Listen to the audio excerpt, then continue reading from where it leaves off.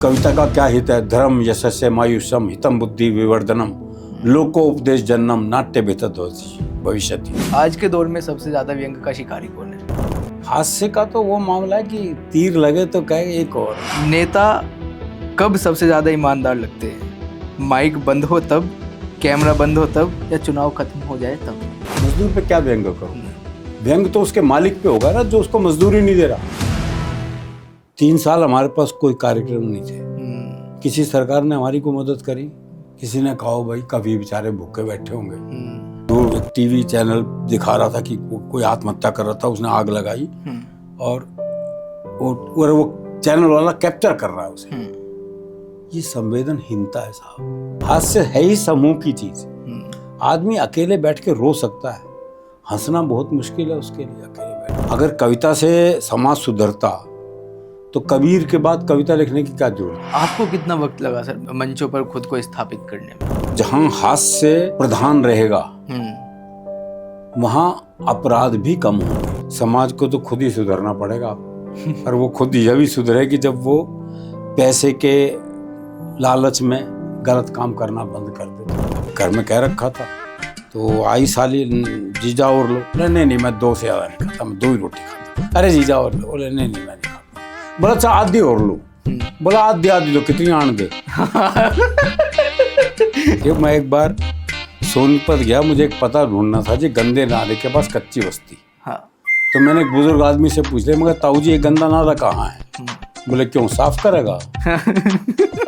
आपने कविता पढ़ी, किसी श्रोता के ऊपर व्यंग किया और सामने से उसने फिर काउंटर किया हो आपको? ऐसे बहुत किस्से होते रहते हैं। कोई एक किस्सा याद है सर, कोई बताना? आप हुए या फिर अन्य कोई भी हास्य रस के बड़े विख्यात कवि हुए, महिलाओं पर बहुत व्यंग होता है। महिलाएं ही क्यों? विष्णु सक्सेना जी और अपने सुरेंद्र शर्मा जी और हम सभी के प्रिय, पूरे देश के प्रिय डॉक्टर हरिओम पवार साहब, कौन सबसे ज्यादा चाहता है? कुमार विश्वास जी के लिए एक शब्द में आपका कहना चाहूँगा। नमस्ते, जय हिंद। तो दोस्तों, आज का एपिसोड, आज का पॉडकास्ट बेहद शानदार होने वाला है। शानदार किस लिए होने वाला है? क्योंकि आज की चर्चा के लिए, आज के एपिसोड के लिए जो शख्सियत, जो चेहरा, जो नाम हमारे साथ जुड़ रहे हैं वो बेहद शानदार हैं, वो बेहद खुशदिल इंसान हैं। ये अपनी कविताओं के ज़रिए हम सभी के चेहरे पर, पूरे देश के चेहरे पर मुस्कुराहट सजाने का कार्य करते हैं। मैं आपको बता दूं, सन 2000 में भी इनको काका हाथरसी पुरस्कार से सम्मानित किया हुआ है और साथ ही साथ हरियाणा की आन बान और शान माना जाता है ये चेहरा। क्यों? क्योंकि हरियाणा इनके नाम से जाना जाता है। मैं सीधे अब और देर न करते हुए आपको सीधा मिलवा देता हूं हम सभी के प्रिय, पूरे देश के प्रिय अरुण जेमनी सर से। सर बहुत बहुत स्वागत है, बहुत बहुत अभिनंदन। शुक्रिया त्यागी जी। कैसे हैं सर? बड़ा आनंद। कैसा लग रहा है सर आकर के? आना शानदार लग रहा है, आपसे मिलके बहुत बढ़िया लगा। सर मैं तो खुद ही कहूँगा कि आपसे मिलकर मेरे को अच्छा लगा। मैं तो कहूँगा कि जैसे मैंने विष्णु सर के लिए भी बोला था कि किसी का तो दिन ही बनता है, मेरा पूरा महीना बन गया। हाँ, लेकिन महीने में 2 ऐसे चेहरों से जब मुलाकात हो जाती है जिनसे हम सीखते हैं या जिनको पढ़ करके, सुन करके हम आगे अपने जीवन में कुछ सुधार करने का प्रयास करते हैं, जब उन चेहरों से, उन लोगों से मुलाकात हो जाए तो वाकई महीना बन जाता है। बिल्कुल। तो सर आज की चर्चा मैं चाहूँगा शुरुआत वहाँ से करनी चाहिए जहाँ से आपने अपनी जर्नी की शुरुआत करी, जहाँ से आपने एंट्री ली। कवि सम्मेलन में या कविता में? कवि सम्मेलन में भी, कविता में भी, और इस क्षेत्र में आने के लिए कहाँ से आपके जहन में विचार आया कि अब ये क्षेत्र सुनना चाहिए, इधर आगे बढ़ना चाहिए? दरअसल पहली कविता मेरी छप गई थी जब मैं 7वीं 8वीं क्लास में था। एक पराग पत्रिका टाइम्स ऑफ इंडिया की निकलती थी। दरियागंज में मेरा स्कूल था तो वहीं उनका ऑफिस था पराग का। तो एक दिन वो कविता दे आया, वो छप गई। तो छप गई तो फिर गलतफहमी होनी स्वाभाविक है। तो गलतफहमी होगी कि मैं भी लिख सकता हूँ।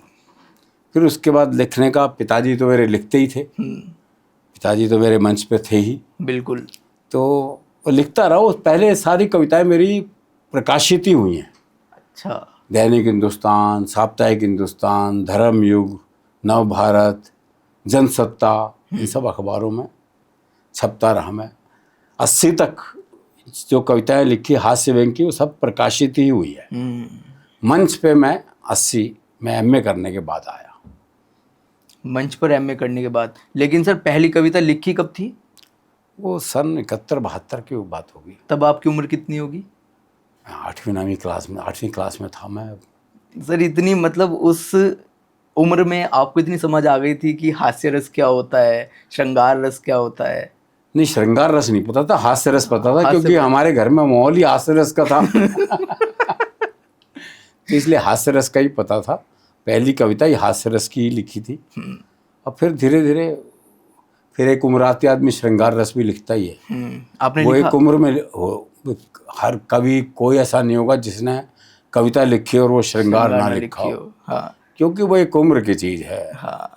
उस उम्र में आके फिर तो लिखना ही रुक नहीं पाता, वो निकल जाता है। तो निकलता ही निकलता है वो लिखा नहीं जाता, वो खुद ब खुद लिख जाता, आ जाता है। आ जाता है। तो सर जैसा आपने बोला कि स्कूल में और एमए में थे तब आप मंच पर आए। हाँ। तो सर मेरे ख्याल से तब छपने की क्या प्रक्रिया रहती होगी कि जैसे आजकल तो एक तरीके से आप देखा जाए जो पब्लिशर्स होते हैं वो भी हर नुक्कड़ पर मिल जाते हैं। उस दौरान किस प्रकार से आप खुद अप्रोच करते थे, खुद से लेकर के जाते थे? देखो, पहले साहित्य को स्थान दिया जाता था, साहित्यिक अखबारों में भी, पत्रिकाओं में भी। वो पत्रिकाएं बंद हो गई। भाई ना साप्ताहिक हिंदुस्तान है, ना धर्मयुग है, ना सारिका है, कादम्बनी भी बंद हो गई है। तो ये जो पत्रिकाएं होती थी इनमें साहित्य छपता था, कविता भी छपती थी, चाहे कविता किसी हाशिए में छपे, लेकिन छपती थी। अब तो अखबार में भी कहाँ कविता आती है, कभी कोई आ जाए। तो ये सब पहले तो संपादक मंगाते थे। धर्मवीर भारती जब धर्मयुग के संपादक थे तो वो होली अंक के लिए लगभग 6 महीने पहले से शुरुआत कर लेते थे। कवियों को चिट्ठियां लिख के होली के लिए कविता भेजो, ये भेजो। तो सामग्री कवि संपादक खुद इकट्ठी करते थे। अब वो टाइम तो सर ये जो आप बता रहे हैं कि अब पत्रिकाएं नहीं छपती, अब तो आदमी फेसबुक पे कविता डाल के सोचता है मैं महान हो गया बस। हाँ, अखबारों पर नहीं छपती। तो कहीं ना कहीं इस पे अगर इम्पैक्ट पड़ा है तो क्या सोशल मीडिया को माना जाए, या फिर क्या मतलब बड़ा रीज़न क्या रहा है ना छपने का? नहीं, पत्रिकाएं बंद हो गई, सबसे बड़ा कारण तो यही है कि पत्रिकाएं बंद हो गई। और फिर ये सोशल मीडिया ने तो कमाल ही कर दिया। इसमें तो एक कवि की ने अपनी कविता डाली फेसबुक पे और 10-20 लाइक आ गए तो वो अपने आप को महान कवि समझने लग गया। हाँ। पहले किसी बड़ी पत्रिका में छपना बड़ी महत्वपूर्ण बात होती थी। अब कोई आदमी धर्मयुग जैसी पत्रिका में छप जाता था तो महीनों तक तो धर्मयुग साथ में झोले में लिए फिरता था कि देखो मेरी कविता छपी है। अब तो ये पत्रिकाएं बंद हो गई। तो सर कहीं ना कहीं पैसे देकर भी बंदे छपवा लेते हैं। तो पत्रिकाएं भी तो हों। हाँ, वो पत्रिकाएं नहीं हैं, लेकिन अगर है भी तो पढ़ने वाले नहीं है कहीं ना कहीं। हाँ, पाठक भी बहुत कम हो गए। पत्रिका पाठकों की भी कमी, किल्लत भाई उसी वजह से तो पत्रिकाएं बंद हुई है कि पढ़ने वाले पाठकों की कमी की वजह से ही पत्रिकाएं बंद हुई। पहले तो पत्रिकाएं खूब छपा करती थी, अब कहाँ। ये देखो मोबाइल ने ये नुकसान तो किया ही है, किताबों का नुकसान किया, आदमी पढ़ना तो भूल ही गया। लेकिन जो सुख पढ़ने का है वो मोबाइल पे देख के वो बात नहीं आती है साहब। जो कागज की सुगंध है उसका तो मजा ही अलग है ना। क्या बात है। तो सर कहीं ना कहीं यदि हम देखें जो हास्य रस है या हास्य कविता है, हास्य कवि हैं, क्या इनको शुरू से ही थोड़ा हल्के में लिया जाता है? हल्के में इनका जो मापक है वो एक यदि कोई इंसान सोचे कि हास्य कवि हैं तो नज़रिए में क्या रहता है कि भाई जो बाकी वीर रस का यदि कवि के बराबर में हास्य रस के कवि को रखा जाए तो लोगों के नज़र में क्या नज़रिया मतलब उनका बन जाता है, क्या परसेप्शन, क्या इमेज क्रिएट हो जाती है? देखिए जी, रस राज तो श्रृंगार को कहा गया है क्योंकि गीत ही प्रधान है। बिल्कुल। हास्य को तो मम्मट ने अदम कोटि का रस कह दिया था। हाँ। आप देखो हास्य रस का अभाव रहा, आधुनिक काल तक कहाँ हास्य ज़्यादा लिखा गया। ये तो अब समय की ज़रूरत है, उस वक़्त समय की वो ज़रूरत थी तो वैसी कविताएं लिखी गई। आज समय की यह ज़रूरत है तो लोग हास्य रस को पसंद करते हैं क्योंकि तनाव जीवन में इतने हैं। सही बात है। आदमी के पास खुद के इतने तनाव है कि वो दूसरे के भी सुने तो ये तो समस्या होगी ना उसके लिए। तो कम से कम कुछ देर तो तनाव मुक्त हो। तो इसलिए हास्य की अब डॉक्टरों ने भी कह दिया कि हंसना स्वास्थ्य के लिए अच्छा है, तो डॉक्टरों ने भी हमारी मदद करी। वरना हास्य को सीरियसली लेते ही नहीं थे।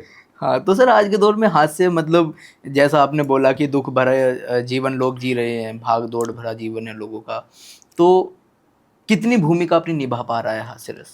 बिल्कुल, हास्य रस ही जीवित रखे हुए है साहब। वरना इतने तनाव हैं कि आदमी, आप देखो जहाँ हास्य प्रधान रहेगा वहाँ अपराध भी कम होंगे। हास्य खत्म होता जा रहा है, इसीलिए तो ये अपराध बढ़ रहे हैं साहब। ये अपराध यूं ही नहीं बढ़ रहे, ये हास्य का अभाव। पहले लोग चौपाल में बैठ के हंसी ठट्टा करते थे, वो कहाँ रह गया? हाँ, वो सद्भाव कहाँ रह गया? वो नहीं है। तो ये कमी है। पहले कविता में हास्य की आवश्यकता ही नहीं होती थी, क्योंकि लोग आपस में इतने हंसी ठट्टा कर लेते खुल थे। मिल कर रहते थे। अब तो जरा सी बात पे नाराज हो जाते हैं। बिल्कुल।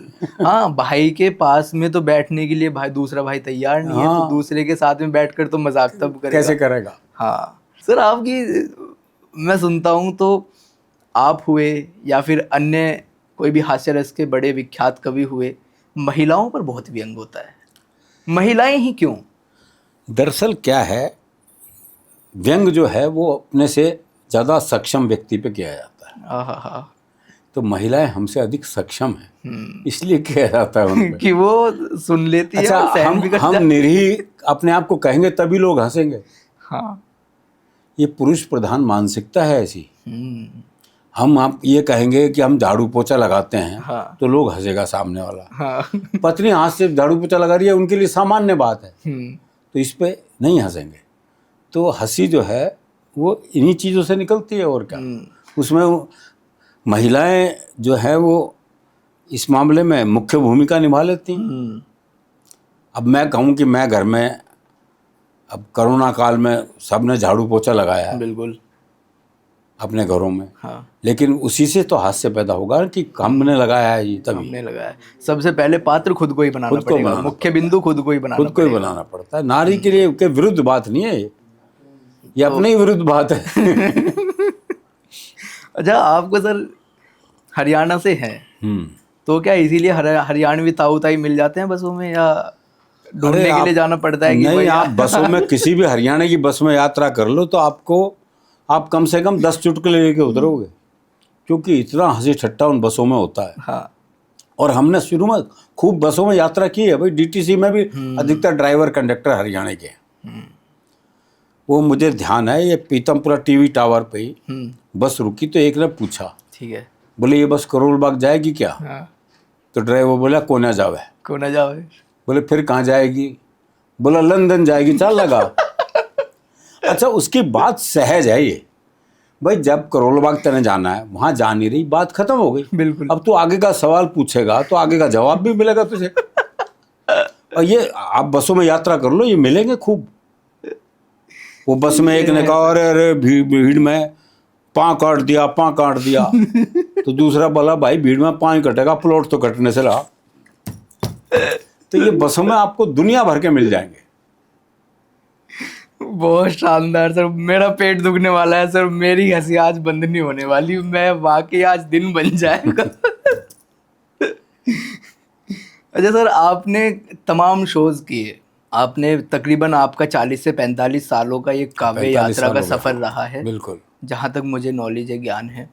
और तो सर गांव से लेकर के, हरियाणा से लेकर के और बाहर विदेशों तक का सफ़र आपने तय किया है। तो सर कुछ सफ़र के बीच में कुछ ऐसे कोई कहानी, कोई किस्सा जो आपको आज तक याद हो, जो आज भी आप कोई सफ़र तय करते होंगे तो वो किस्सा याद आ जाता हो? हर सफ़र के किस्से हैं सर। कोई ऐसा किस्सा ऐसा कोई सफ़र नहीं होता जिसमें कोई ना कोई किस्सा ना हो। तो ये तो चलते ही रहते हैं और सब यादगार ही होते हैं, क्योंकि आपको रोज़ नए अनुभव मिलते हैं। रोज़ अब आप ट्रेन में जा रहे हो, टिकट आपके पास कंफर्म नहीं है, आप टीटी से रिक्वेस्ट करके किसी तरह पैसे वैसे दे के तो आपने टिकट कंफर्म करा लिया। वो कंफर्म होने के बाद पहचानता है आपको। मैंने आपको बहुत सुना है, पहले इसलिए नहीं पहचान रहा कि पहले पैसे नहीं दे रहे, पैसे मर जाएंगे। ऐसा हुआ है सर खूब आपके साथ? खूब होता है ऐसा। अरे वाह, शानदार। तो ये जीवन के अनुभव है भाई, ये तो रहते ही हैं साथ में। हाँ। और कवि सम्मेलन में भी बहुत बहुत किस्से होते हैं, बहुत आनंद आता है। एक जैसे किस्सा मैं आपको बताऊं, स्वागत। हमारे एक कवि थे वेद प्रकाश सुमन जी, हाँ जी। मुरादनगर के थे। हाँ। एक एक्सीडेंट में चले गए वो। तो वो एक कविता सुनाते थे कि एक दुल्हन, नव विवाहित दुल्हन जो है, उसने उसकी हत्या हो गई और उसकी लाश जो है वो नहर में बहा दी गई। तो कवि की बातचीत है उससे। तो ये उनकी काफ़ी प्रचलित कविता थी, दहेज विरोध पे, जो खूब उन दिनों लिखा जा रहा था। तो उसमें पंक्ति आती है, उठकर लहरों पर बैठ गई, फिर लाश हो गई गतिशील, अब कवि की लाश से बातचीत। तो ये संवाद बोल ही रहे थे कि पीछे मैं और हरिओम पंवार जी कुछ बात कर रहे थे। तो पलटे, आप बात मत कीजिए। तो आगे से एक श्रोता खड़ा हो गया, बोले तेरी तो लाश 30 साल से बोल रही है, ये बेचारे जिंदा भी ना बोलना है। तो ये जो तुरंत जो सामने से आता है ना, उसका एक अलग ही आनंद आता है। अलग ही आनंद होता है। जैसा आपने बोला सर कि श्रोता खड़ा होकर के बोला। श्रोताओं में सेंस ऑफ ह्यूमर होगा तो मजा और ज्यादा आएगा ना। हाँ। अब दिल्ली IIT में हमने कई कवि सम्मेलन किए। हाँ। तो मुझे ध्यान है, एक कवि सम्मेलन में मैं संचालन कर रहा था। एक वहाँ भूतपूर्व फौजी था वो अब वहाँ सर्विस कर रहा था, ठीक है, रिटायरमेंट के बाद। तो बोला मैं भी कविता पढ़ूंगा। तो मैंने कहा ठीक है भाई, फौजी आदमी रहा है। तो मैंने उसे बुलाया माइक पे कि कविता पढ़ने। वो लेफ्ट राइट करता हुआ आया साहब, सावधान की मुद्रा में खड़ा हुआ। जवान कविता शुरू करेगा, शुरू कर, खुद ही बोला उसने। उसके बाद उसने कविता पढ़नी शुरू करी। श्रोता IIT के शार्प श्रोता हैं साहब। हाँ। 2-3 मिनट तो उन्होंने बर्दाश्त किया। ठीक है। फिर 2-3 मिनट पीछे से एक आवाज आई, जवान पीछे मुड़ेगा, आप पीछे मुड़। अब ये जो हुट करने का तरीका था, तो ये पूरी महफिल ही अलग हो जाती है मेरे। सर आपके साथ भी कभी हुआ है ऐसा तो कि जैसे आप सामने हुआ हमारे? तो नहीं, आपके साथ आपने कविता पढ़ी, किसी श्रोता के ऊपर व्यंग किया और सामने से उसने फिर काउंटर किया हो आपको? ऐसे बहुत किस्से होते रहते हैं। कोई एक किस्सा याद है सर? कोई बताना मेरे साथ नहीं, पर औरों के साथ जो हुए हैं वो तो पता है ना। हाँ। वो एक हमारे वेंकट बिहारी पागल जी थे कवि, उनका एक हाथ नहीं था। ठीक है। हाँ। तो वो किसी बात पे उन्होंने ताली बजानी थी, वो हाथ नहीं था तो फिसल गया। तो सामने से एक श्रोता बोला मेरा हाथ ले ले। तो वेंकट बिहारी पागल जी बहुत हाजिर जवाब थे। हाँ। बोले हाथ तो मेरे पास भी था, पर मैंने कांग्रेस को दे दिया। अब ये जो आनंद है वो एक अलग ही आता है। जो मतलब ऐसे खुद से तुरंत मतलब निकलती है, तुरंत निकलती है। लेकिन आप तो निकालती ही तुरंत है। आप तो श्रोताओं पर ही, जैसे अब यहाँ बैठे बैठे अगर मैं कहूँ कि सर मेरे ऊपर व्यंग कर दीजिए, तो कर दीजिए प्लीज एक बार। आप चाय पी लो पहले।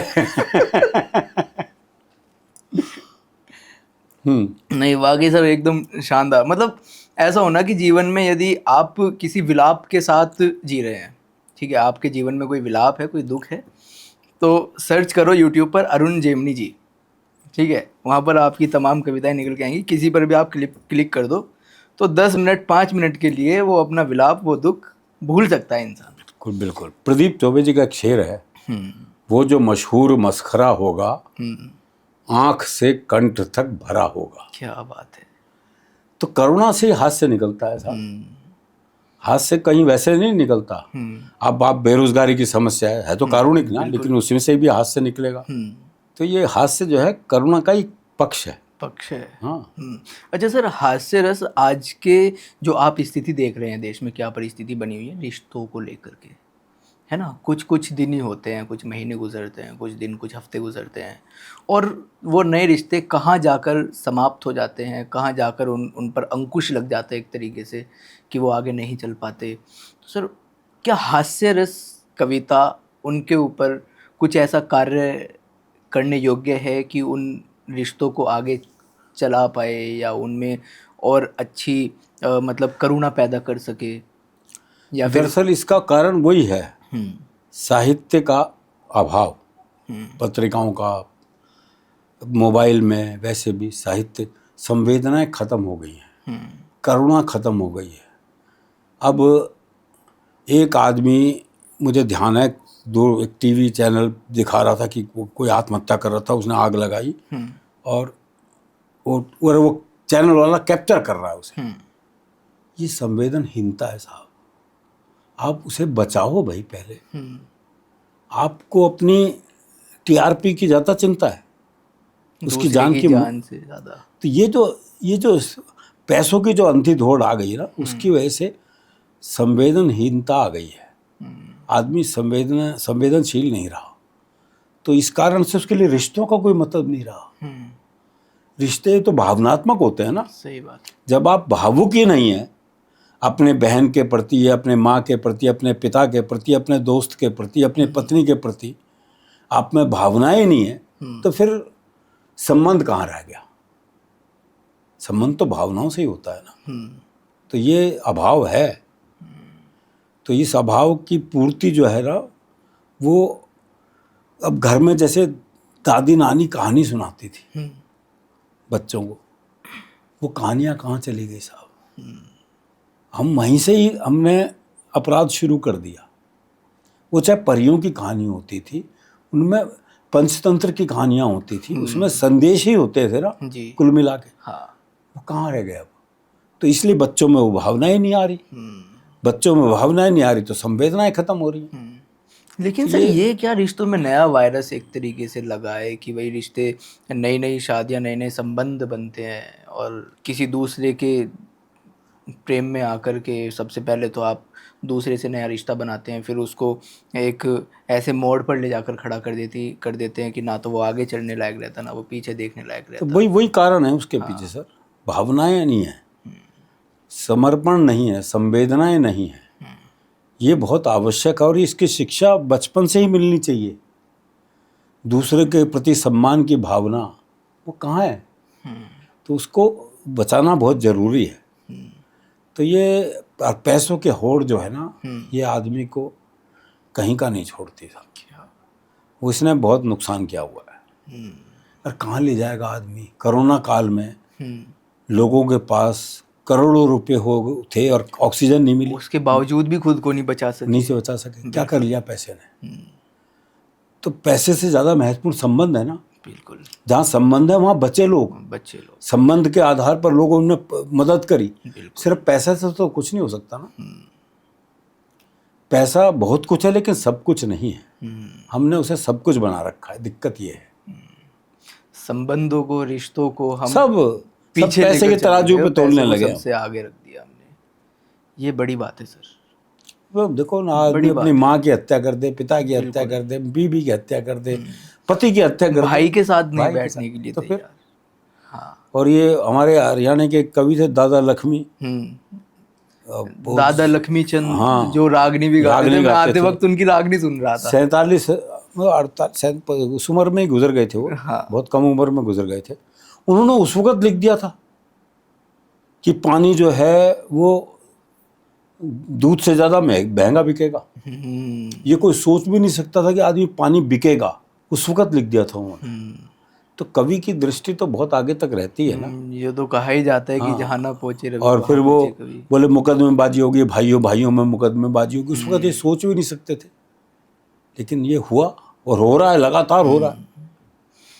हर दूसरे तीसरे घर में नज़ारा मिल जाएगा। बिल्कुल बिल्कुल बिल्कुल। वो कहा भी जाता है ना कि घर घर के मटियाले चूल्हे, बस है ना। वो पुरानी कहावत है। कहीं ना कहीं मैं भी थोड़ा बहुत इन चीज़ों से जुड़ा हुआ हूँ, क्योंकि दादाजी भी मेरे मतलब गवर्नमेंट टीचर थे। अच्छा। और नाना जी भी मेरे एक तरीके से मेजर रिटायर्ड थे फौज से। अच्छा। तो मेरे को शौक है सर थोड़ा सा ना कि मेरे पिताजी भी टीचर रहे हैं, बुजुर्ग लोगों के साथ बैठने का। ये मेरे को नहीं पता किस लिए, मेरे को ये बहुत कुछ सीखने को मिलता है उनसे। हाँ, मेरे को अच्छा लगता है कि मैं बैठूं कहीं जाकर के। किसी ने कहा भी है कि बुजुर्गों के पाँव दबाए हैं तब ये हुनर आया है। हाँ, तो बुजुर्गों के पाँव दबाने से बहुत हुनर मिलता है भाई। बिल्कुल सर। जैसा भी आपने कहा पैसे को हमने सबसे आगे रख दिया है, तो कहीं ना कहीं साहित्य में भी ये चीज़ झलकती है, बिल्कुल है, कवि सम्मेलनों में ये चीज़ झलकती बिल्कुल है ना। कवि सम्मेलन समाज से अलग थोड़ी है। तो सर कहीं ना कहीं जहाँ पर कवि सम्मेलनों को एक तरीके से हम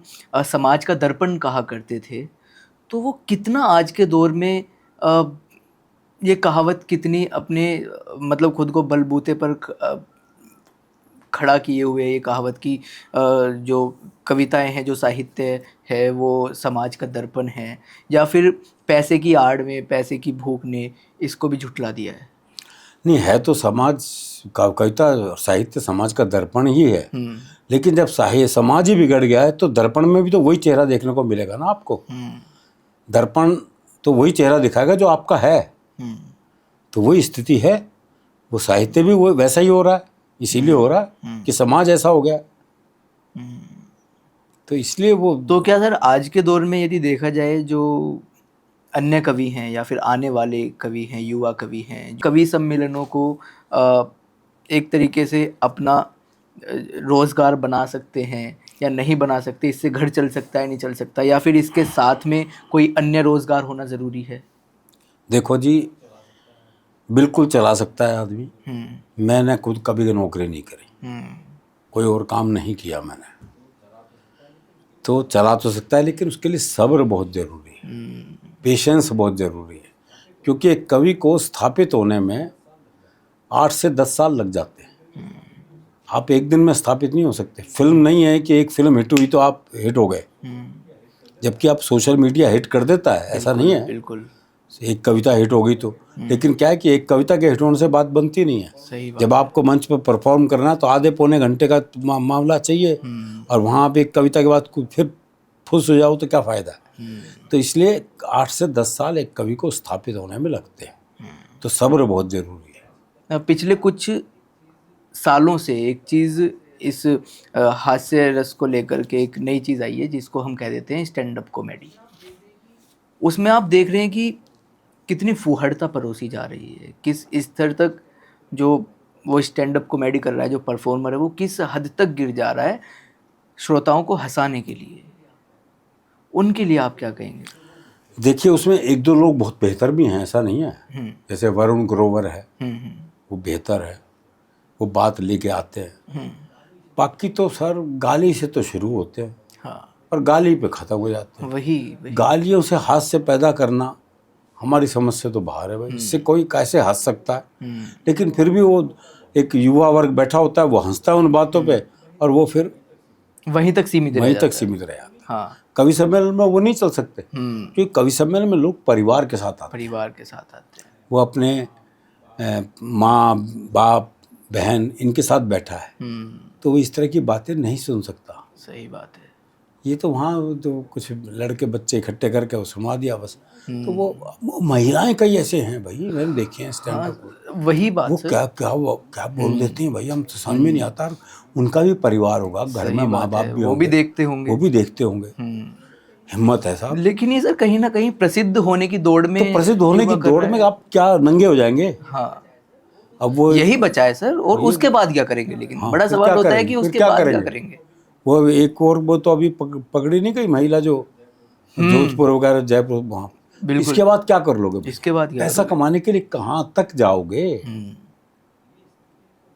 तो ये स्थिति तो बहुत खतरनाक है। कहीं ना कहीं तो पूर्ण विराम लगेगा, कहीं तो लगेगा ही।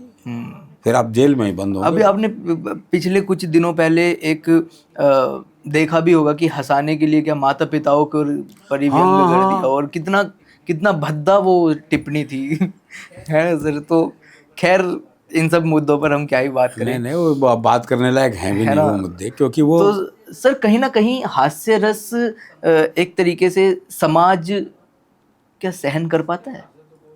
इस तरह का हास्य कौन सहन कर पाएगा? लेकिन स्वस्थ हास्य तो पूरा समाज सुनता है आराम से, कोई दिक्कत नहीं भाई। भले ही जो है वो उनके पास मतलब मंच के कवियों की पेमेंट को बहुत ज़्यादा नहीं होती, बल्कि लाफ्टर वाले ज़्यादा पैसे ले लेते हैं। आप तो गए भी थे? हाँ, लाफ्टर चैलेंज में मेरे ख्याल से। मैं तो वहाँ सरपंच बन के गया। सरपंच? मैं बतौर प्रतियोगी नहीं गया। बिल्कुल। वो कैसा अनुभव था सर? वो भी अच्छा अनुभव था। क्या उसकी क्या प्रतिक्रिया थी? वहाँ कोई इस तरह की हल्की बात नहीं थी। इस तरह की हल्की बात नहीं थी, क्योंकि वो एक स्तरीय कार्यक्रम था। कोई आप देखो तो उसमें कोई हल्की, ये तो जो ये आजकल जो छोटे छोटे स्टूडियो बुक open करके, mic, हाँ, ये यहाँ गड़बड़ हो रही है। हाँ। फेसबुक के माध्यम से और यूट्यूब के माध्यम से वो लोग गड़बड़ कर रहे हैं। समाज पर क्या असर डाल रहे हैं? बहुत बुरा असर पड़ता है भाई, बहुत बुरा। आदमी को हास्य से भी नफरत हो जाएगी तो कैसे काम चलेगा जी? सही बात है। ये तो हास्य तो एक तरीके से टैबलेट का कार्य करता है ना? ये वो वहाँ भी आप यही करने लग जाओगे तो फिर क्या करोगे? हाँ। तो इसलिए ये लोग ज़्यादा लंबी रेस के घोड़े नहीं है। कवि सम्मेलनों में भी कई कवि ऐसे आते हैं जो द्विअर्थी बातों से हंसाने की कोशिश करते हैं, पर वो लंबी रेस के घोड़े नहीं है। क्योंकि सर श्रोता भी जो बैठे हैं वो भी एक अनविज्ञ नहीं है, वो सब, अरे है ना? श्रोता को मूर्ख नहीं समझना चाहिए। समझना। श्रोता बहुत समझदार है देश का, वो सब समझता है। और श्रोता ने ही ये याद रखना चाहिए हर एक परफॉर्मर को कि श्रोताओं ने ही आपको बनाया है। बिल्कुल बिल्कुल बनाए श्रोताओं ने, वरना आपको आप घर में सुनाए जाओ, कौन पूछ रहा है? सही बात है। श्रोता ही बनाते हैं और श्रोता ही फिर निमटा भी देते हैं। ऐसा नहीं है, अगर आप गलती करोगे तो श्रोता उसकी सजा भी दे देगा आपको। सर सबसे पहली जो आपकी कविता थी जो सबसे ज़्यादा प्रसिद्ध हुई, जिससे आपको जाना गया, जिसकी बदौलत आपको मंचों पर बुलाया गया, याद है आपको? नहीं, कविताएं तो याद रहती हैं जी। एक बार हो जाए सर। अरे वो लंबी कविता है, पर थोड़ा सा अंश हो जाए उसका। हाँ, वो कविता थी 21वीं सदी में ढूंढते रह जाओगे। क्या बात है। चीज़ों में कुछ चीज़ें, बातों में कुछ बातें वो होंगी जिन्हें कभी देख नहीं पाओगे, 21वीं सदी में ढूंढते रह जाओगे। बच्चों में बचपन, ये हमारे सामने देखा देखी खत्म हो गया जी। आप खुद देख लो, ये टीवी ने, कंप्यूटर ने, मोबाइल ने बच्चों का बचपना खत्म कर दिया। बिल्कुल। तो ये असर, कविता तो बहुत पहले की लिखी हुई है, पर असर हमें देखने को मिला अब जब ये मोबाइल वगैरह, कंप्यूटर वगैरह आ गए। बच्चों में बचपन, जवानों में यौवन, शीशों में दर्पण, जीवन में सावन, गांव में अखाड़ा, शहर में सिंघाड़ा, टेबल की जगह पहाड़ा और पाजामे में नाड़ा, ढूंढते रह जाओगे। तो ये पूरी लंबी कविता है। आंखों में पानी, ये आंखों में पानी क्या है? करुणा खत्म हो गई, संवेदनाएं, वो हो रहा है भाई। आप दूसरे के दुख में दुख महसूस करो, तभी तो आपकी आंखों में पानी आएगा, वरना क्या है? पत्थर है फिर तो, मनुष्य और पत्थर में क्या अंतर रह गया? आंखों में पानी, दादी की कहानी, प्यार के दो पल, नल नल में जल, संतों की बानी, कर्ण जैसा दानी, घर में मेहमान, मनुष्यता का सम्मान, पड़ोस की पहचान, रसिकों के कान, ब्रिज का फाग, आग में आग, तराजू पे बट्टा और लड़कियों का दुपट्टा, ढूंढते रह जाओगे। क्या बात है। इसमें एक बंद और है। हाँ। भरत सा भाई, क्या बात है। लक्ष्मण सा अनुयायी, चूड़ी भरी कलाई, शादी में शहनाई, बुराई में बुराई, सच में सच्चाई, मंच पे कविताई, गरीब को खोली, आंगन में रंगोली, परोपकारी बंदे और अर्थी को कंधे, ढूंढते रह जाओगे। अब ये अर्थी को कंधे हमें कोरोना काल में देखने को मिल गए।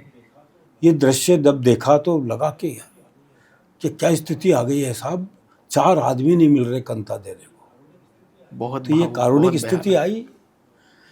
तो ये ये कविता लिखी गई थी 90 के आसपास, और उसके बाद ये स्थिति देखो पूरी। बिल्कुल। ये कहा भी जाता है कि कवि, जैसे मैंने सुना है कहीं से, आप जैसे दिग्गज लोगों से, कि आप कैसा लिख रहे हैं और क्या लिख रहे हैं वो आपको आज ही पता नहीं चलेगा। हाँ, वो आगे आने वाले 1 दशक या 2 दशक में आपको उसका रिजल्ट मिलेगा। बिल्कुल बिल्कुल बिल्कुल। जैसे दिनकर जी की कविताएं हैं, कबीर जी की कविताएं हैं, वो आज समाज में झलकती हैं। क्यों हैं? ऐसा लगता है कि समाज उन्हीं कविताओं के जरिए चल रहा है, जो तब लिख दिया गया वही आज घटित हो रहा है, एक स्क्रिप्ट के तौर पर बिल्कुल नजर आती हैं वो। तो सर आप वाह भाई वाह में भी आप गए थे, वो कैसा अनुभव था सर? वहाँ कैसे जाना हुआ? वो तो बहुत, अरे वो तो घर का एक प्रोग्राम था, एक तरह से कवि सम्मेलन का प्रोग्राम था वो तो। हाँ। तो वहाँ तो हम नहीं जाते तो कौन जाते, कभी जाएंगे वहाँ तो। बिल्कुल। वहाँ सर कैसे, मतलब क्या प्रक्रिया क्या होती है वहाँ जाने की? कोई प्रक्रिया नहीं, अब तो बंद ही हुआ है वो। अभी तो बंद है, लेकिन वो क्या होती थी? कुछ नहीं भाई, कवि मैंने जैसे आपको सुना, मुझे अच्छा लगा, मैंने उन तक पहुँचाया कि भाई एक कवि है बहुत अच्छा, उन्हें बुला लो, वो बुला लेते थे। तो ये तो आपस की संवाद से ही निकलता था, बातचीत से ही पता लगता था। कोई नया कवि आए और हमने सुना, तुरंत हम सूचित करते थे, वो बुला लेते थे। तो इसलिए कोई उसके लिए कोई अलग से कोई पैमाना नहीं था। फिर फेसबुक और इसने भी काफ़ी लोगों को सहयोग दिया। फेसबुक की कविताएं पढ़ी, पता लगा अच्छी कविता है, भाई बुलाओ इसे। पर फेसबुक पे कविता पढ़ना और मंच पे परफॉर्म करने में अंतर होता है। लेकिन वो तो वो धीरे-धीरे आता है। वो तो हैवी शैलेश लोढ़ा सर जी का। उसमें तो बंदा जाकर पहले ही, मेरे जैसा बंदा जाए तो मैं तो पहले लेट करके उनको नतमस्तक कर, क्योंकि सर जिनको देखते हैं वो चीज़ें झलक जाती है फिर, हाँ, है ना। अच्छा सर, आज के दौर में यदि कोई युवा कवि मंच पर जाना चाहे तो उसकी क्या प्रक्रिया है, उसकी क्या स्टेजेस हैं, क्या किस प्रकार से वो जाए, कैसे देखो खुद जी, को स्थापित करे? सबसे पहले तो अच्छा लिखे, ये ना सोचे कि मैंने जो लिख दिया वो अच्छा है। एक ये भी तो सही होता है बात ना, बिल्कुल। लिखे, किसी आसपास के बड़े कवि को दिखाए, सुनाए, कुछ सलाह मशवरा ले, और धीरे धीरे पहले गोष्ठियों में जाया करते थे। गोष्ठियाँ शुरू होनी चाहिए, वो लेकिन जब अब तो सर बंद हो रही है, बंदी हो गई है। होनी चाहिए। गोष्ठियों में क्या है, 8-10 कवि इकट्ठे हुए, अपनी अपनी कविताएं सुनाई, एक दूसरे की कमियां बताई, उससे हम सुधार की प्रक्रिया बनी रहती है। क्योंकि कविता के लिए कोई स्कूल कॉलेज नहीं खुला हुआ।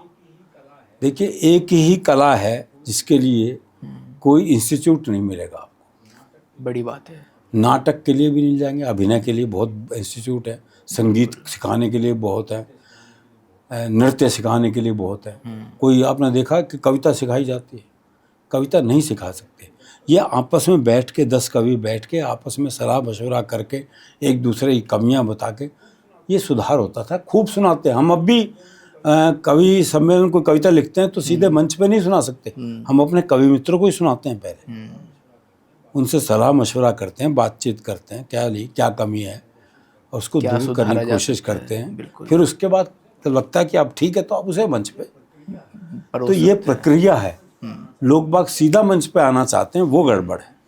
पहले आप सीखो भाई, पहले मंच के काबिल बनना, सीखो, सुनो, कोई कविता कैसे पढ़ रहा है इसको भी सीखना बहुत जरूरी है। कहाँ उतार चढ़ाव है, कहाँ क्या है, क्योंकि मंच का मतलब अभिनय भी तो है ना साथ में। बिल्कुल बिल्कुल। मंच का मुख्य केंद्र तो कविता तो है ही, साथ में अभिनय, मंच अभिनय से जुड़ा हुआ है। आपने डिश तो बना दी एकदम इतनी स्वादिष्ट, लेकिन परोस किस तरह से है वो जरूरी है। बड़ी बात। तो पहले नाटक कह के ही कविता की वो बनाई जाती थी। संस्कृत में इतने श्लोक वगैरह लिखे गए हैं कि कविता का क्या हित है, धर्म यशस्य मायुष्यम हितम बुद्धि विवर्धनम लोकोपदेश जन्नम नाट्य बेतद भविष्यति। तो ये सब नाटक का मतलब मंच, कवि सम्मेलन, कवि, वो सब नाटक में ही आते हैं। तो ये सब चीज़ें जरूरी हैं कविता के लिए। धर्म, यश, इन सब के लिए तो कर रहा है आदमी, और किसके लिए?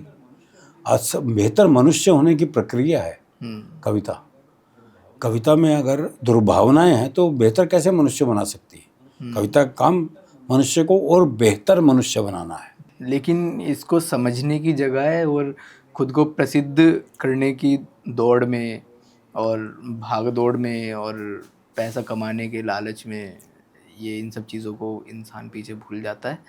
कोई कवि हो या फिर कोई परफॉर्मर हो, किसी भी क्षेत्र में आगे निकल जाता है सीखने की बजाय। मैं कहता रहा हूँ, मैं अब भी लिखता हूँ तो हम 4-5 मित्र इकट्ठे होते हैं और सुनाते हैं, तब हम जाके मंच पे लेके आते हैं उसे। इतना आसान नहीं है कि आपने सोचा मैंने तो बहुत महान काव्य लिख दिया, बस मैंने तो लिख दिया। अरे भैया, ऐसे नहीं होता। आपको कितना वक्त लगा सर मंचों पर खुद को स्थापित करने में? लग गए भाई, 10-12 वर्ष तो लगे ही होंगे मुझे। 80 से मैं मंच पे आ गया था और लगभग 90 में कहीं जाके स्थापित हो पाए। 90 से एक मतलब नाम लोग पहचानने लगे कि अरुण जेमनी जी कर हैं और हास्य और व्यंग करते हैं। तो उस वक्त सोशल मीडिया तो था नहीं कि आप एकदम से लोकप्रिय हो जाओ। उस वक्त तो सर और भी बहुत ज़्यादा मुश्किल रहता होगा। अरे उस वक्त की मुश्किल ये थी कि मंच पे 10 गीतकार होते थे, और एक हास्य रस। एक वीर रस का कवि होता था, एक हास्य रस का, बस गीत प्रमुख था उसमें। बिल्कुल। ये तो समय ने करवट जो ली, अब जो है 10 हास्य के कवि होते हैं, एक गीतकार होता है और एक 2 वीर रस के कवि होते हैं। ये स्थिति हो गई क्योंकि हास्य प्रधान हो गया, तो इसलिए ये हो गया। सही बात है। तो उस वक्त का संघर्ष अलग था। आज तो अगर कोई कवि सम्मेलन भी हो तो यही जुड़ जाता है कि हास्य कवि सम्मेलन, तभी लोग आएंगे। हाँ। ये भीड़ को आकर्षित करने का एक तरीका है। आप लिख दो वीर रस कवि सम्मेलन, श्रोता नहीं आएंगे इतने। तो हास्य लिखने से लोग तो क्या attract सर, होते हैं। हास्य जो अन्य रस हैं हमारे, जो अन्य शैली हैं, जैसे कि हमारा श्रृंगार हो गया, करुणा हो गया, वीर रस हो गया, तो इनसे कहीं लिखना और कहना कहीं ज़्यादा कठिन है या सरल है, या फिर हास्य ये लिखना इनमें सबसे अधिक कठिन है। क्योंकि अगर आप अपने कविता से किसी को हंसा दो, रुलाना तो बहुत आसान काम है। रुलाने के लिए तो आपके रिश्तेदार ही बहुत है। वीर रस में आप भगत सिंह, चंद्रशेखर आज़ाद, इन सब पे बात कर लो, भारत माता, जय हिंद, लोग बाग। अच्छा सर, आपने फिर कविता सीखी, जैसे आपने तो बोला कि घर में पिताजी थे, हाँ, सीखी तो नहीं जा बड़े सकती ना नाम थे, कविता। कविता सीखी नहीं जा सकती, फिर हास्य ही क्यों चुना? कहते रहा हूँ, माहौल ऐसा था ना, पिताजी भी हास्य रस के कवि थे, तो और हरियाणा में हंसी ठट्टा का ही माहौल रहता है। हाँ। तो वहाँ के मूल स्वभाव में ही हास्य रस है। एक दो व्यंग हो जाए सर। किस पे बताओ, आप जिस पे बात करें उसी पे करते हैं, तो उसमें क्या है? जो आपको मतलब, जैसे आप कह रहे हो कि हरियाणा में तो रास्ते में मतलब हंसी ठट्टा रास्ते में मिल जाती है, हाँ बिल्कुल। तो मानिए कि मैं एक सिचुएशन क्रिएट करता हूँ, जैसे आप आ रहे हैं एक तरफ से कोई बुजुर्ग साइकिल पर जा रहे हैं, तो आप कैसे उनसे बातचीत करेंगे? हमारे यहाँ बातचीत ऐसी ही होती है। मैं एक बार सोनीपत गया, मुझे एक पता ढूंढना था जी, गंदे नाले के पास कच्ची बस्ती। हाँ। तो मैंने एक बुजुर्ग आदमी से पूछ लिया, मगर ताऊ जी ये गंदा नाला कहाँ है? बोले क्यों, साफ करेगा? तो हमारे यहाँ ये स्वाभाविक है भाई। हरियाणा के मस्ती में अलग मामला है, हमारे यहाँ अंदर से निकलता है। हमारा संवाद ऐसे ही है। वो मुझे ध्यान है, एक दामाद पहली बार ससुराल जा रहा था। हाँ। तो घर वालों ने समझा के भेजा, देख पहली बार ससुराल जा रहा है, 2 रोटी से ज़्यादा मत खाइयो, इमेज खराब हो जाएगी। पहली बार जा रहा है, शिष्टाचार, 2 ही रोटी खाइयो। बिल्कुल। चला गया बेचारा, 2 रोटी में कहाँ पेट भरे उसका। हाँ। अब घर में कह रखा था, तो आई साली, जीजा और लो। नहीं नहीं, मैं 2 से ज़्यादा नहीं खाता, मैं 2 ही रोटी खाता। अरे जीजा और लो। बोले नहीं नहीं मैं नहीं खाता। बोला अच्छा आधी और लो। बोला आधी आधी तो कितनी आन दे? दो नहीं खाऊंगा। दो नहीं खाऊंगा, आधी आधी कितनी, अब क्या करे, भूख तो लगी रही थी। तो ये हास्य जो है कमाल है। बातचीत में ही है। हास्य निकलता ही संवाद से। हाँ। हास्य है ही समूह की चीज। आदमी अकेले बैठ के रो सकता है, हंसना बहुत मुश्किल है उसके लिए। अकेले बैठ के हंसी समूह की चीज है। तो ऐसी बातचीत से निकलता है, किस्से निकलते हैं, खूब किस्से होते हैं। अच्छा सर, कभी ऐसा हुआ हो कि आप मंच पर हैं, अपना काव्य पाठ कर रहे हैं और सामने श्रोता में एक तरीके से नेता लोग बैठे हुए हैं कुछ, और आपने उन पर कोई व्यंग किया हो, फिर बाद में उन्होंने आपको बोला हो कि क्यों किया और मुझे ही क्यों निशाना बनाया, ऐसा करके? नहीं, हम कोशिश करते हैं कि जो सामने बैठा है उसको उसके ऊपर व्यंग ना करें, क्योंकि वो आपका अतिथि है, वो कार्यक्रम के आयोजकों का अतिथि है। उसको अपमानित करने का हमें कोई अधिकार नहीं है। नेता शब्द सामूहिक रूप से है तो वो हर एक के लिए हो सकता है, बिल्कुल। लेकिन आप इंगित करके आप किसी को अपमानित करें तो वो गलत है। तो ऐसा हम कभी करते भी नहीं भाई। हाँ, आनंद के लिए कोई बात हो जाए तो बात अलग है, वो हास्य में ही जानी चाहिए। हास्य का तो वो मामला है कि तीर लगे तो कहे एक और। तो ये हास्य की तो खासियत ये है।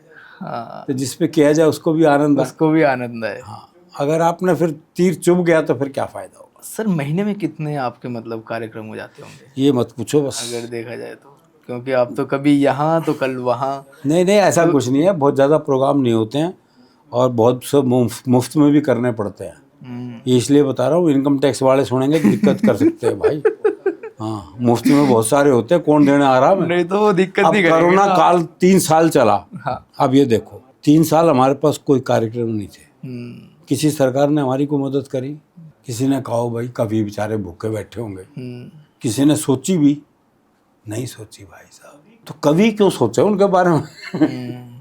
आज के दौर में सर मैं पूरी कविता को लेकर के मेरा एक सवाल था जहन में एकदम से उत्पन्न हुआ कि आज के दौर में समाज में कविता अपनी पूर्ण रूप से भूमिका निभा पा रही है, या समाज जो कविता का कर्तव्य है उसका कर्तव्य समझ पा रहा है कि कविता का क्या कर्तव्य है। अब लोग आप करेंगे, कहीं भी कार्यक्रम में जाएंगे तो 100 लोगों का कार्यक्रम भी होता है, कहीं ना कहीं श्रोतागणों में 100 लोग भी होते हैं और कहीं ना कहीं 1,00,000 2,00,000 लोग भी होते होंगे।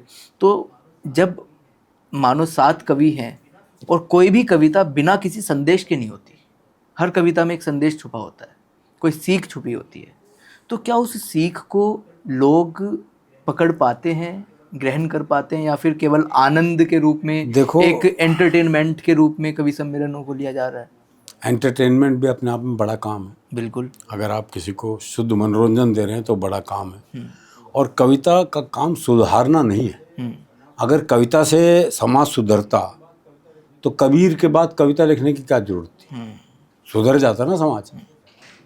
कविता से समाज नहीं सुधर सकता, लेकिन जो सुधरा हुआ है वो ना बिगड़े, ये काम तो कविता कर सकती है। बिल्कुल।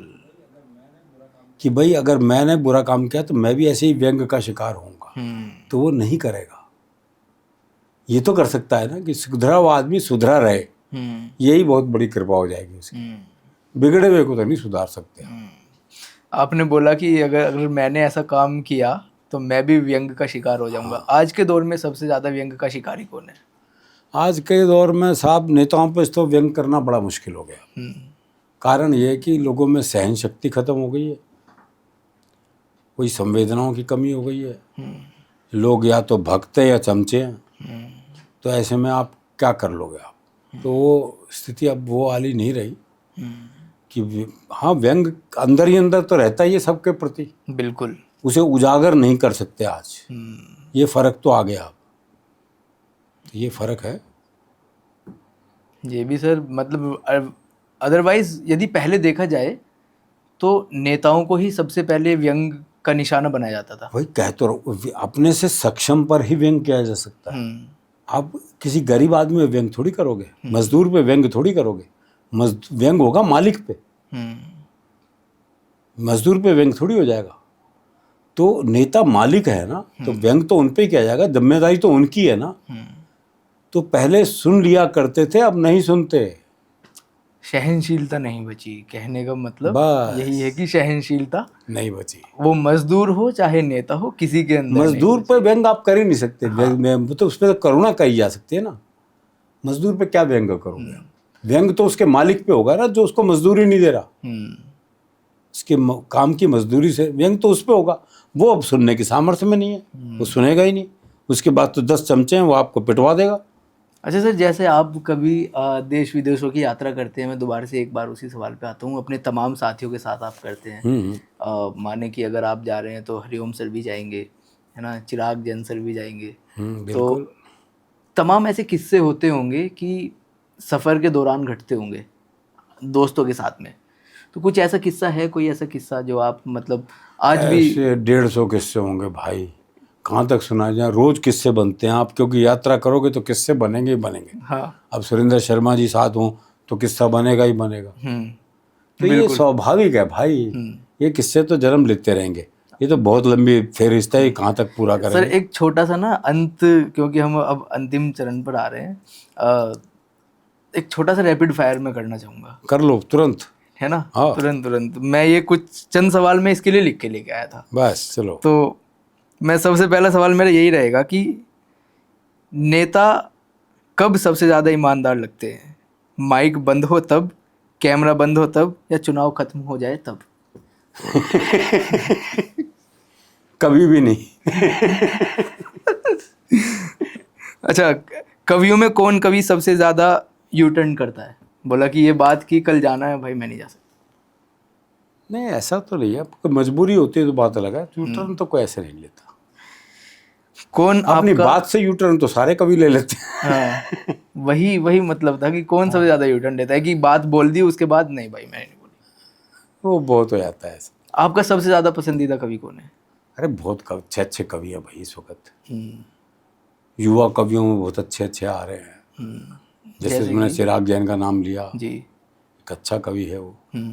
और हमारे इधर तो फिर लंबी फहरिस्त है भाई, बहुत बहुत अच्छे अच्छे कवि हैं और खूब अच्छी अच्छी कविताएं लिख रहे हैं। वो गजेंद्र प्रियांशु है, बहुत बढ़िया। ज्ञान प्रकाश आकुल है, गीत लिखते हैं। विष्णु सक्सेना वगैरह तो स्थापित हो चुके हैं। ये लोग बड़े लोग, वो बात नहीं कर रहा, जो नए लोग आ रहे हैं उनमें से बहुत अच्छे अच्छे लोग हैं। यदि मैं जानना चाहूँ कि कुमार विश्वास जी के लिए एक शब्द में आप क्या कहना चाहेंगे? कुमार विश्वास की एक खासियत है हाँ। कि एक तो लेक्चरर रहा है तो उसके पास बोलने का एक अभ्यास है, भाषा उसके पास अच्छी है, याददाश्त उसकी अच्छी है और कौन सी बात कहाँ प्रस्तुत करनी है ये वो जानता है। ये उसकी खासियत है। अब कमियां मत पूछना, वो बता नहीं सकता। नहीं नहीं वो तो नहीं सकता। तो मुझे लगता है सर वक्त की भी अपनी समय हाँ, सीमा विष्णु जी है। पे क्या पूछ रहे थे? मैं यही जानना जाता था कि विष्णु सक्सेना जी और अपने सुरेंद्र शर्मा जी और हम सभी के प्रिय, पूरे देश के प्रिय डॉक्टर हरिओम पवार साहब, कौन सबसे ज़्यादा चाहता है? मेरे हाँ। भाई सुरेंद्र जी जैसा मनुष्य हाँ। कवि सम्मेलन जगत में नहीं है। बतौर मनुष्य उनसे बेहतर मनुष्य कोई नहीं है। आप आधी रात को भी, आप कवि हैं, कोई समस्या आपको आ गई है, आप सुरेंद्र जी को फ़ोन करो, वो तुरंत आपकी समस्या के समाधान के लिए खुद निकल पड़ेंगे। क्या बात है। ये किसी कवि में खासियत नहीं है साहब। जो ईमानदारी है वो ये है। कविता तो कोई भी राम तुलसीदास नहीं है हमें। बिल्कुल। ईमानदारी से कवि बतौर आदमी सुरेंद्र शर्मा जी का कोई जवाब। ये मैं कहीं भी कह सकता हूँ क्योंकि मेरा देखा हुआ काम, अपनी आंखों से देखा हुआ है कि कैसे कैसे कवियों की, किसी की भी मदद के लिए वो आदमी तुरंत तत्पर हो जाता है। 80 साल की उम्र में भी वो आदमी तुरंत निकल लेता है। कोरोना काल में आपको पता है कि वो इस संत परमानंद हॉस्पिटल के उपाध्यक्ष थे। एक भी आदमी उस हॉस्पिटल में ऑक्सीजन की कमी से नहीं मरा। क्या बात है। क्योंकि वो रात रात भर ऑक्सीजन के लिए खुद 78 साल की उम्र में खुद जाके इधर से उधर ऑक्सीजन को मुहैया कराते थे, लेके आते थे। हम कहते थे आप खुद अब बीमार हो जाओगे, क्या कर रहे हो आप? तो बोले मैंने तो अपनी जिंदगी जी ली, क्या बात। अब मैं जाते आते किसी और के काम आ जाऊं तो इससे बड़ी बात क्या है? तो ये सोच बहुत बड़ी है अपने, बहुत बड़ी, खुद में ही अपने। तो मैं तो भैया उन्हें सलाम करता हूँ। क्या बात है सर। मेरे ख्याल से समापन की तरफ बढ़ना चाहिए। बिल्कुल। और मैं तो आपका शुक्रिया अदा करूँगा कि आपने अपना वक्त दिया। कोई ऐसी बात जो श्रोताओं को आप बोलना चाहेंगे या फिर आगे आने वाले, मैं दोबारा से वहीं, आगे आने वाले जो युवा कवि हैं, युवा पीढ़ी है, उनके लिए आप कोई ऐसी सीख, ऐसी कोई बात बोलना चाहें? मैं यही कहूँगा कि पढ़ें खूब। अगर आप वीर रस लिख रहे हैं तो दिनकर जी को पढ़ें। आप हास्य रस लिख रहे हैं तो बहुत कवि हैं, उनको पढ़ें और सुने। बहुत कुछ सीखने को मिलता है सुनने और पढ़ने से। वो सब करें और अच्छा लिखते रहें। सफलता देर से मिल जाए इसकी चिंता ना करें, मिलेगी ज़रूर अगर आप अपने पथ पर ईमानदारी से कदम रखते रहेंगे। क्या बात है। समाज के लिए कोई ऐसी सीख, कोई बात? समाज को तो कोई, कहता रहा हूँ, सुबह कविता तो सुधार नहीं सकती। समाज को तो खुद ही सुधरना पड़ेगा आप। और वो खुद जब ही सुधरेगी जब वो पैसे के लालच में गलत काम करना बंद कर दे तो। पर ये मेरे कहने से तो होगा नहीं भाई, मेरे कहने से नहीं होगा, ये तो खुद ही सोचना पड़ेगा। लेकिन अंत में मैं वही शुरुआत वाले एक और सवाल, कैसा लगा बातचीत करके और कैसा लगा आकर? बहुत अच्छा लगा त्यागी जी, बहुत सही कई बातें कही आपने। और वो जो आपने कहा था ना साहित्य समाज का दर्पण है, अब वो वहाँ से हटके बाल काटने वाले की दुकान पे चला गया तो जो जैसा चेहरा है वैसा ही दिखेगा। तो बहुत बहुत शुक्रिया सर, बहुत शुक्रिया बहुत जी, धन्यवाद। बहुत आप आए, बढ़िया। आपने वक्त दिया और मेरा वाकई में दोबारा से बोलना चाहूँगा, किसी का दिन बनता है, मेरा महीना बन गया। चलो जी शुक्रिया, बहुत बहुत शुक्रिया। फिर मुलाकात होगी। आभार सर।